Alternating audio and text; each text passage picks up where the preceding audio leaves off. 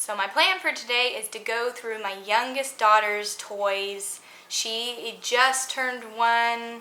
She's not 1.5 yet, and we just had her birthday in August and then Christmas, and we just need to get it down to a couple bins. I only have a few places in the house for her toys, but I want to do it less. She doesn't need that many, and she plays with the older kids, not small toys as well.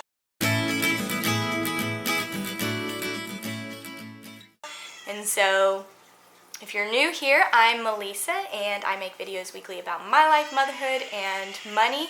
And I've started to declutter again my house, and it will be an ongoing process. But today I will be doing my 1-year-old's toys, and I am doing that to be more intentional with the stuff in our house and to be more intentional with my time. If I have less stuff that we're having to clean up, then that's more time that I can spend with my family.